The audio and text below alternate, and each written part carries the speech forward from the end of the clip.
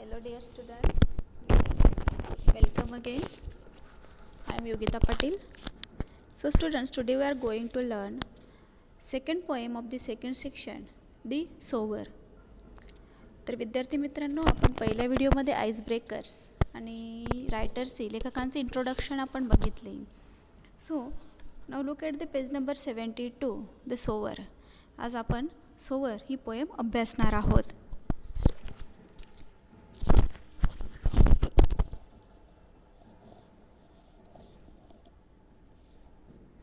Sitting in a porchway cool sunlight, I see dying past.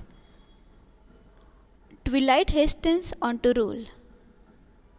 Working hours have well nigh passed.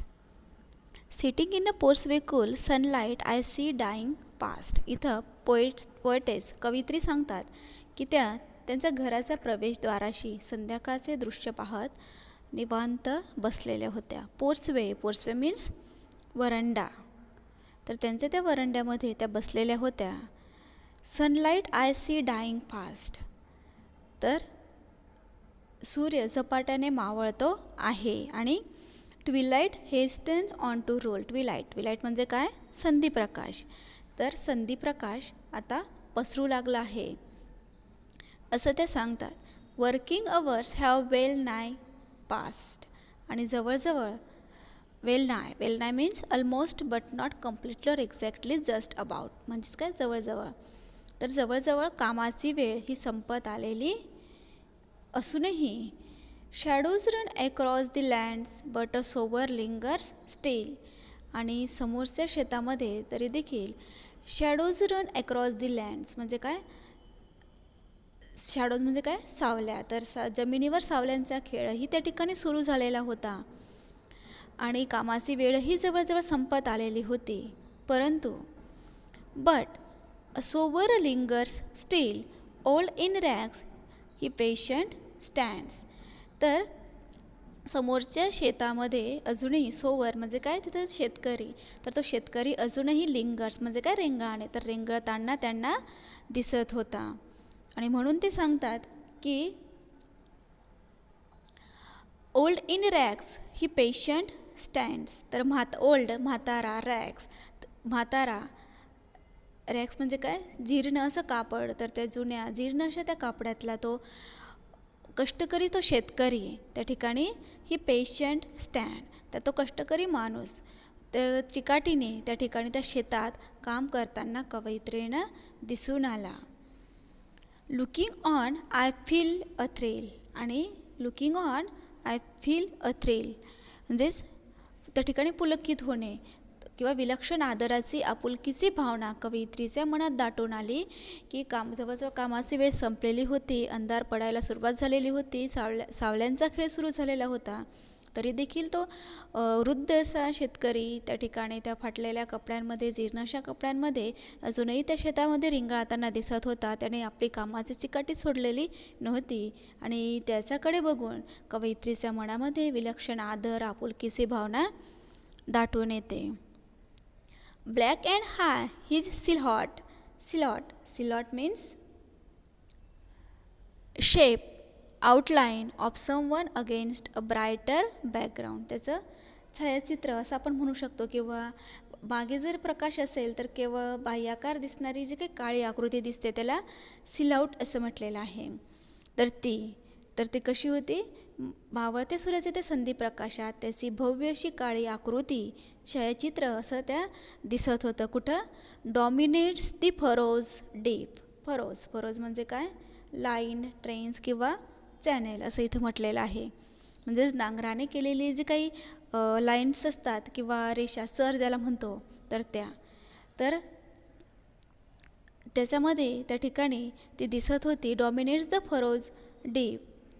Now to sow the task is set. तर पावळत्या सूर्याच्या त्या संधिप्रकाशात त्याची ती भव्य काळी आकृती नांगरलेल्या शेतात दूरवर पसरलेली त्यांना दिसत होती. आता शेतकरी now to sow the task is set म्हणजे काय? की आता शेतकरी पेरणीच्या कामासाठी टास्क म्हणजे काही याचा अर्थ इथं काम. सो म्हणजे पेरणे. तर पेरणीच्या कामासाठी आता तो सज्ज झालेला आहे. Soon shall come a time. Soon shall come a time to reap. आणि आता पेरणी झाल्यानंतर लवकरच पीक कापणीला येईल. रीप म्हणजे काय? कापणे. कापणीला येईल किंवा कापणीची वेळ येईल. Marches he along the plain to and fro and scatters wide. Marches he along the plain. आणि अशा त्या ठिकाणी तो अशी आशा उरी बाळगतो की आता पेरणीच्या कामासाठी तो सज्ज तर झालेला आहेच, पण पेरणी झाल्यानंतर लवकरच हे पीक कापणीला येईल अशी आशा त्याला असते. अशी आशा तो उरी बाळगत असतो. आणि त्या ठिकाणी हातातले धान्य तो त्या ठिकाणी तिथं टाकत असतो. Marches he along the plain. तर ते प्लेन सपाट अशा त्या शेतावर तो एक प्रकारे त्याची ये जा ही सुरू असते मागे पुढे. And scatters wide. तर हातातले धान्य, स्कॅटर म्हणजे टाकणे किंवा पसरवणे. तर हातातले धान्याचे ते मौल्यवान त्या ठिकाणी ते दाणे, मोती त्याच्यासाठी जे असतात ते तो ओळीने जमिनीत पसरवत पुढे जात असतो. आणि त्याचे हे काम कवयित्री त्या ठिकाणी गर्क होऊन बघत आहे. From his hands the precious grain. मौल्यवान ते मोती त्याच्या हातातून तो पुढे टाकत जात असतो. Muse I as I see him stride. Muse म्हणजे काय? रेस्ट इन थॉट, रिफ्लेक्ट म्हणजेच काय? चिंतन मनन करणे किंवा विचारमग्न होणे. तर कवयित्री त्याचा विचार करण्यात आता गुंग झालेले आहे. As I see him stride. Stride म्हणजे काय? To walk with long steps म्हणजे पुढे चालत जाणे किंवा लांब पाय, लांब टांगा टाकत चालणे. तर आता तो पुढे जो काय चालत आहे लांब पाय टाकत, तर ते बघून ते त्याच्यामध्ये विचारमग्न होतात कवयित्री. आणि गर्क होऊन ते बघत आहे. काय बघत आहे? Darkness deepens fades the light. Now his gestures to mine eyes. Darkness deepens. तर आता अंधार आणखी काय होत आहे? डिपन्स म्हणजे गडद होत चाललेला आहे. Fades the light. तर उजेड आता काय होत आहे? फेड्स म्हणजे हळूहळू मंदावत जातो आहे. आणि now his gestures to mine eyes. आणि आता या पार्श्वभूमीवर कामात घडलेली शेतकऱ्याची ती जे काही गेस्चर्स म्हणजे काय? हातवारे किंवा हालचाली जे काही आहे ते त्यांना दिसून येत आहे. किंवा कामात घडलेली शेतकऱ्याची मूर्ती जी काही आहे ती कवयित्रीला विलक्षण त्या ठिकाणी वाटत आहे.